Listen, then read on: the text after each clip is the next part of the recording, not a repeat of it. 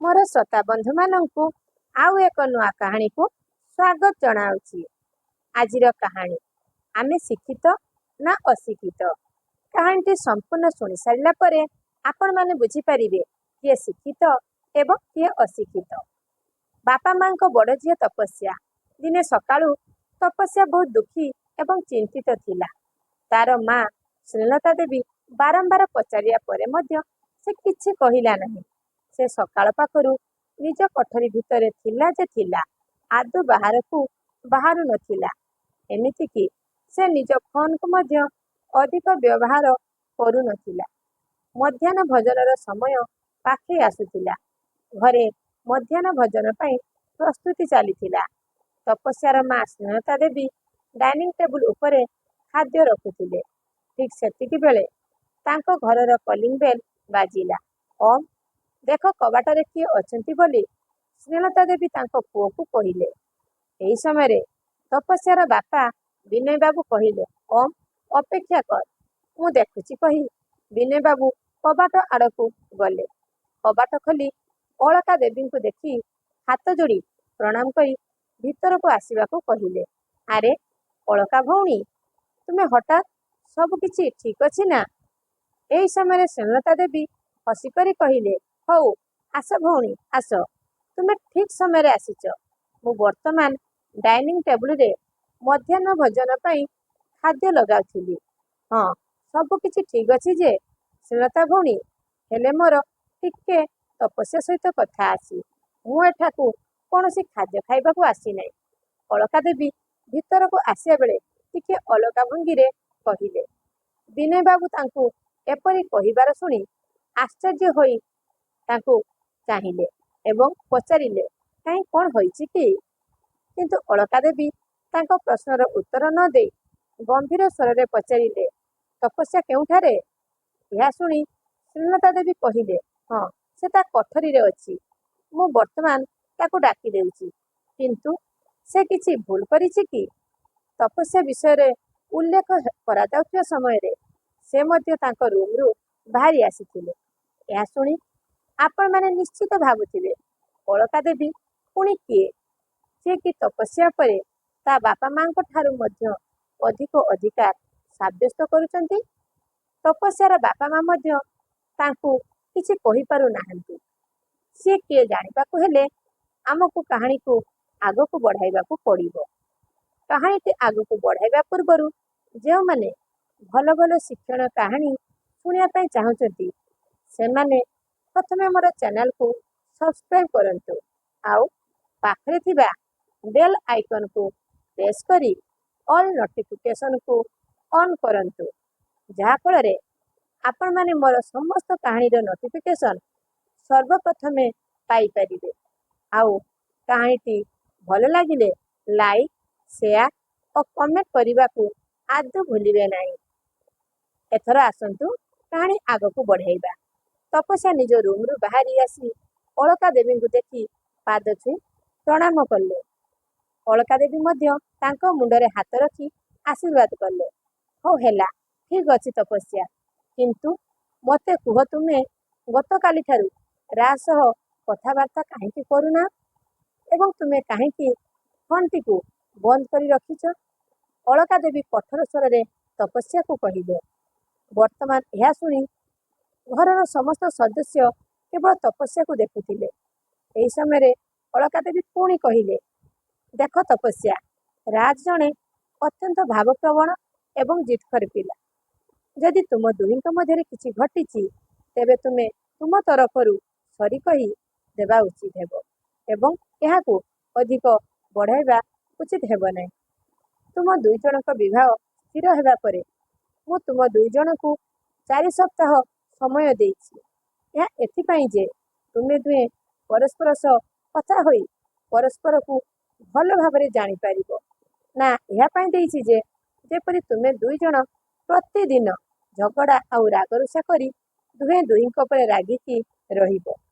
तपस्या कौन हैला तुम अलका माउसी ए कौन कहउचंती? अरे दंपति मानक मध्य छोट बड़ झगड़ा हुए। वर्तमान आमको देख विवाह एते वर्ष परे मध्य तुम माँ प्रतिदिन मो सह ଝଗଡ଼ା କରନ୍ତି, ମୋର ଭୁଲ ହେଉ କି ତୁମ ମା'ର। କିନ୍ତୁ ଆମ ଦୁଇ ଜଣଙ୍କୁ ସେସବୁ ଭୁଲି ପୁଣି ଆମେ ଆମ ସମ୍ପର୍କକୁ କେତେ ବର୍ଷ ହେଲା ଆଗେଇ ନେଇ ଆସିଛେ। ସମସ୍ୟା ଆସିବ, କିନ୍ତୁ ସେସବୁକୁ ଆମକୁ ହିଁ ସମାଧାନ କରିବାକୁ ପଡ଼ିବ ବୋଲି ବିନୟ ବାବୁ ତପସ୍ୟାକୁ ବୁଝାଇଲେ। ଶ୍ରୀଲତା ଦେବୀ କହିଲେ, ଏଭଳି ସମୟରେ ପିଲାମାନଙ୍କୁ ଏହି ଉଦାହରଣ ଦେବା ଉଚିତ ହେବ ନାହିଁ, କିମ୍ବା ଉଚିତ ମଧ୍ୟ ହେଉନାହିଁ। ତପସ୍ୟା, ଯଦି କିଛି ଅସୁବିଧା ଅଛି ତେବେ ଆମକୁ କୁହ। ଆଗକୁ ତୁମେ ରାଜଙ୍କୁ ହିଁ ବିବାହ କରିବ, ତେଣୁ ତାଙ୍କୁ ଯଦି ଆମେ ହାତଛଡ଼ା କରିଦେବା ତେବେ ଆମେ ଏତେ ଭଲ ପୁଅ ମଧ୍ୟ ଆଉ କୋଉଠୁ ପାଇବା ନାହିଁ। ଅଳକା ଭଉଣୀ ଠିକ୍ କହୁଛନ୍ତି। ଏହିପରି ସ୍ନେହଲତା ଦେବୀ ବିଭିନ୍ନ କଥା କହି ତପସ୍ୟାକୁ ମନାଇବା ପାଇଁ ଚେଷ୍ଟା କଲେ। ତପସ୍ୟା, ଆମେ ଆମ ଦୁଇ ପରିବାରର କଲ୍ୟାଣ ପାଇଁ ଏହି ବିବାହ ସ୍ଥିର କରିଛୁ। ଦୁଇ ପରିବାରର ବିବାହ ନିମନ୍ତ୍ରଣ କାର୍ଡ ମଧ୍ୟ ବଣ୍ଟନ କରାଯାଇଛି। ସମସ୍ତ ସମ୍ପର୍କୀୟ ଜାଣିବାକୁ ପାଇଛନ୍ତି। ବର୍ତ୍ତମାନ ଯଦି କିଛି ଘଟେ ତେବେ ସେମାନଙ୍କୁ ଆମେ କ'ଣ କହିବୁ? ଏହା ଆମ ଉଭୟ ପରିବାରର ନାକ କଟିଯିବା ସଦୃଶ। ତେଣୁ ଏହା ଆମ ସମ୍ମାନର ଏକ ପ୍ରଶ୍ନ ଅଟେ। ବର୍ତ୍ତମାନ ଅଳକା ଦେବୀ ଶ୍ରୀଲତା ଦେବୀ ଆଡ଼କୁ ଚାହିଁ କହିଲେ, ଶ୍ରୀଲତା ଭଉଣୀ, ମୁଁ ତୁମ ଉପରେ ବିଶ୍ୱାସ କରି ଆମର ବନ୍ଧୁତାକୁ ସମ୍ପର୍କରେ ପରିଣତ କରିବାକୁ ଚେଷ୍ଟା କଲି, କିନ୍ତୁ ଗତକାଲି ଠାରୁ ତପସ୍ୟା ରାଜ ଉପରେ କୌଣସି କଥାକୁ ନେଇ ରାଗିକି ମୋବାଇଲ ସୁଇଚ୍ ଅଫ୍ କରି ବସିଛି। ସେପଟେ ରାଜ ମୋତେ କହୁଛି, ମାମା, ମୁଁ ଜାଣେ ନାହିଁ ତୁମେ ମୋ ପାଇଁ କେଉଁ ପ୍ରକାର ଅଶିକ୍ଷିତ ଆଉଟଡେଟେଡ୍ ଝିଅ ପାଇଲ। ମୁଁ ସେଇଭଳି ଝିଅମାନଙ୍କୁ ଆଦୌ ଲାଇକ୍ କରେ ନାହିଁ। ଏଇଭଳି କେତେ କ'ଣ, କିନ୍ତୁ ସତରେ ମୁଁ ତୁମ ମୁହଁକୁ ଚାହିଁ ତାକୁ ବହୁତ ବୁଝାଇ ରାଜି କରାଇଥିଲି। ଆଉ ସେ ମୋତେ କହିଥିଲା ଯେ ମୁଁ କିଛି ଦିନ ସେ ଝିଅ ସହିତ କଥା ହେଲା ପରେ କହିବି। କିଛି ଦିନ କଥା ହେବା ପରେ ମୋତେ ସେ ହଁ କହିବାରୁ ମୁଁ ବାହାଘର ପାଇଁ ଆଗେଇଲି। ଏବେ ସେ ମୋତେ କହିଲା ଏହି ସମସ୍ୟାର ସମାଧାନ କରିବା ପାଇଁ। ଶ୍ରୀଲତା ଭଉଣୀ, ତୁମେ ଜାଣିଛ ମୋ ରାଜ ଉଚ୍ଚ ଶିକ୍ଷିତ, ବିଦେଶରେ ରହି ପାଠ ପଢ଼ିଛି। ତାକୁ କେତେ ଧନୀ ଘରର ଝିଅର ପ୍ରସ୍ତାବ ଆସୁଛି, କିନ୍ତୁ ମୁଁ କେବଳ ଆମ ବନ୍ଧୁତାକୁ ସମ୍ପର୍କରେ ପରିଣତ କରିବା ପାଇଁ ଏ ପ୍ରସ୍ତାବରେ ରାଜି ହୋଇଛି। ମୁଁ ମାନୁଛି ଯେ ସେ ଟିକେ ଜିଦଖୋର। ଯଦି ସେ ଥରେ ମନା କରେ ତାପରେ ତୁମମାନଙ୍କ କଥା କ'ଣ, ସେ ତା ବାପାଙ୍କ କଥା ମଧ୍ୟ ଶୁଣିବ ନାହିଁ। ଏଭଳି ମୋ କଥା ତ ଆଦୌ ବି ନୁହଁ। ବର୍ତ୍ତମାନ ତପସ୍ୟା, ତୁମେ ଦେଖ, ତୁମକୁ ସରି କହି ତା ମନରେ ବିଶ୍ୱାସ ଭରିବାକୁ ହିଁ ପଡ଼ିବ। ବର୍ତ୍ତମାନ ତପସ୍ୟା କିଛି କହିବା ପୂର୍ବରୁ ସେଠାରେ ବସିଥିବା ତପସ୍ୟାର ସାନ ଭଉଣୀ ମୁନ୍ନି କହି ଉଠିଲା, ଯେତେବେଳେ ତାଙ୍କର କୌଣସି ଦୋଷ ନାହିଁ ସେତେବେଳେ ମୋ ଦିଦି କାହିଁକି ତାଙ୍କୁ କ୍ଷମା ମାଗିବେ? ତେବେ ଆପଣ ଏବଂ ଆପଣଙ୍କ ପୁଅ ରାଜ ମୋ ଦିଦିକୁ ସରି କହିବା ଉଚିତ ହେବ, କାରଣ ମୋ ଦିଦି କୌଣସି ମଧ୍ୟ ଭୁଲ କରିନାହାନ୍ତି। ଏହା ଶୁଣି ମୁନିକୁ ସମସ୍ତେ ଆଶ୍ଚର୍ଯ୍ୟ ହୋଇ ଚାହିଁଲେ ଏବଂ ପଚାରିଲେ, କାହିଁକି ମୁନି, ତୁମେ କ'ଣ କହୁଛ କିଛି ବୁଝିପାରୁଛ? ମୁନି କହିଲେ, ହଁ, ମୁଁ ଠିକ୍ କହୁଛି। ଗତକାଲି ରାତିରେ ଭିଡ଼ିଓ କଲ୍ରେ ରାଜ ଭାଇ ଦିଦିଙ୍କୁ ତାଙ୍କର ନଗ୍ନ ଫଟୋ ଦେବାକୁ ଦାବି କରୁଥିଲେ ଏବଂ ଯେତେବେଳେ ଦିଦି ଏସବୁ କରିବାକୁ ମନା କରିଦେଲେ ସେତେବେଳେ ତାଙ୍କୁ ଅଶିକ୍ଷିତ ଝିଅ ଭାବରେ ବ୍ରାଣ୍ଡ ଲଗାଯାଇଥିଲା। ମୋ ଦିଦି ଏସବୁକୁ ପ୍ରତିବାଦ କରିବାରୁ ସେ ହୋଇଗଲେ ଅଶିକ୍ଷିତ ଆଉ ଆଉଟଡେଟେଡ୍ ଝିଅ। ଆପଣଙ୍କ ପୁଅ ବାହାରକୁ ଯାଇ ପାଠ ପଢ଼ି ଏହି ପ୍ରକାର ଶିକ୍ଷିତ ଏବଂ ଆପଡେଟେଡ୍ ହୋଇଛନ୍ତି ବୋଧେ? ନା ନା, ଏହା ସେପରି ନୁହେଁ।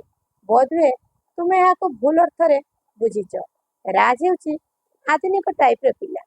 ତେବେ ଏହା ଯଦି ସତ, ତୁମେ ମୁନି କହିବା ଉଚିତ ହେବ। ଏଥିରେ ବଡ଼ ଭୁଲ କ'ଣ? ଏବଂ ଆଜିକାଲି ଏସବୁ ତ ସ୍ୱାଭାବିକ ହୋଇଗଲାଣି। ଏହି ସମୟରେ ଅଳକା ଦେବୀ ବିଭିନ୍ନ ବ୍ୟାଖ୍ୟା ଦେଇ ନିଜ ପିଲାକୁ ଭୁଲ ନ ବୁଝିବା ପାଇଁ ବହୁତ ଚେଷ୍ଟା କରିଥିଲେ। ବର୍ତ୍ତମାନ ପର୍ଯ୍ୟନ୍ତ ତପସ୍ୟା ଶାନ୍ତ ହୋଇ ତାଙ୍କ ମାଆଙ୍କୁ ଆଲିଙ୍ଗନ କରି ସବୁ କଥା ଶୁଣୁଥିଲେ। ଏହା ଶୁଣି ଶ୍ରୀଲତା ଦେବୀ ଓ ବିନୟ ବାବୁ ଆଶ୍ଚର୍ଯ୍ୟ ହୋଇଗଲେ।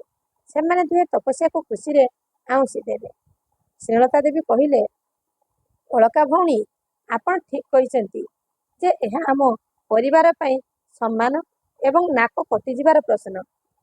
କିନ୍ତୁ ବର୍ତ୍ତମାନ ଚିନ୍ତା କରିବାର କଥା ହେଉଛି କାହାର ନାକ କାଟିଯାଇଛି, ଆପଣଙ୍କ ପରିବାରର ନା ଆମ ପରିବାରର? ଯଦି ଆପଣ ଏକ ଭଲ ପରିବାରର ଝିଅର ନଗ୍ନ ଫଟୋ ମାଗିବାକୁ ଆଧୁନିକ ଯୁଗର ଶିକ୍ଷିତ ମାନଙ୍କର ଏକ ସ୍ୱାଭାବିକ କାର୍ଯ୍ୟ ବୋଲି ଭାବୁଛନ୍ତି, ତାହେଲେ ଆମେ ଆପଣଙ୍କୁ ଅଭିନନ୍ଦନ ଜଣାଉଛୁ ଏବଂ କହି ରଖୁଛୁ ଆମେ ଏହା କରିପାରିବୁ ନାହିଁ। ତେଣୁ ଆପଣ ଆମକୁ କ୍ଷମା କରିଦେବେ ଯେ ଆମେ ଏବେଠାରୁ ସେହି ବିବାହ ପ୍ରସ୍ତାବକୁ ପ୍ରତ୍ୟାଖ୍ୟାନ କରୁଛୁ।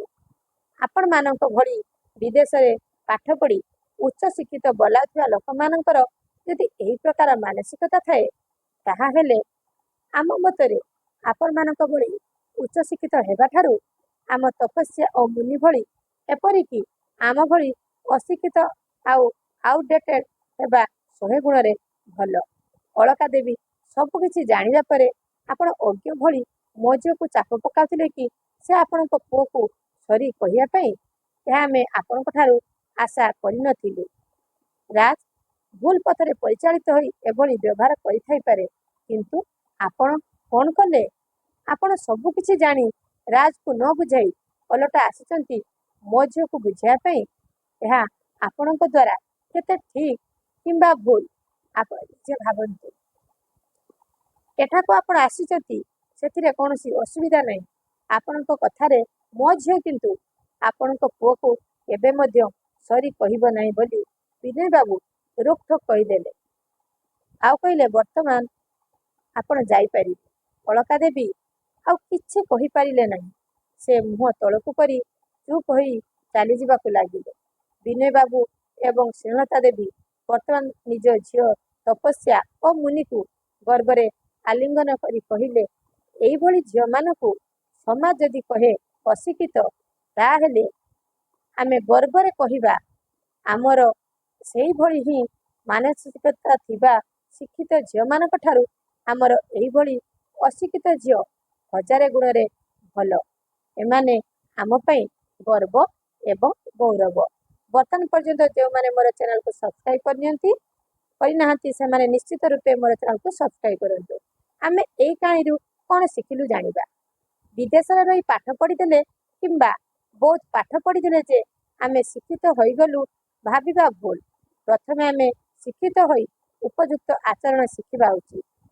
ବାପା ମା ମାନେ ନିଜ ଝିଅକୁ ବିବାହ ଦେବା ପୂର୍ବରୁ ଭଲ ଭାବରେ ପୁଅ ଘର ଓ ପୁଅ ବିଷୟରେ ସନ୍ଧାନ କରିବା ଉଚିତ। ସେହିଭଳି ପୁଅକୁ ବିବାହ କରିବା ପୂର୍ବରୁ ମଧ୍ୟ ଝିଅ ସମ୍ବନ୍ଧରେ ଭଲ ଭାବରେ ବୁଝିବା ଉଚିତ। କିଛି ଲୋକ ନିଜ ବନ୍ଧୁବାନ୍ଧବ ବର ସରକାରୀ ଚାକିରିଆ କିମ୍ବା ଧନୀଘର ଦେଖି ଝିଅ ବାହା ଦିଅନ୍ତି, କିନ୍ତୁ ଏତିକି ଜାଣି ରଖିବା ଉଚିତ ଦୂରରୁ ପର୍ବତ ବହୁତ ସୁନ୍ଦର ଦେଖାଯାଏ, ମାତ୍ର ପାଖକୁ ଗଲେ ତାର ସୁନ୍ଦରତା ଗାୟବ ହୋଇଯାଏ। ଠିକ୍ ସେହିପରି ବିବାହ ପୂର୍ବରୁ ଆମକୁ ଭଲ ଦେଖାଯାଉଥିବା ଜିନିଷ କିମ୍ବା ଭଲ ବ୍ୟବହାର ଗୁଡ଼ିକ ସବୁ ଅସଲି ନଥାଏ। ତେଣୁ ଭାବିଚିନ୍ତି ଆଗକୁ ବଢ଼ିବା ଉଚିତ ହେବ, ସେ ଝିଅ ଘର ହେଉ କିମ୍ବା ପୁଅ ଘର। ଆଉ ଆଜିକାଲିର ଝିଅମାନେ ଯେଉଁ ସବୁ ଭୁଲ ପଥକୁ ଠିକ୍ ବୋଲି ଭାବୁଛ, ସେଗୁଡ଼ିକ ଯଦି ସବୁ ଠିକ୍ ହୋଇଥାନ୍ତା, ତାହେଲେ ଟିଭି ନ୍ୟୁଜରେ ଯେଉଁ ସବୁ ଘଟଣା ଦେଖିବାକୁ କିମ୍ବା ଶୁଣିବାକୁ ପାଉଛ, ସେଗୁଡ଼ିକ କ'ଣ ବୋଲି ଥରେ ଭାବ ଏବଂ ତପସ୍ୟା ପାଖରୁ କିଛି ଶିଖ।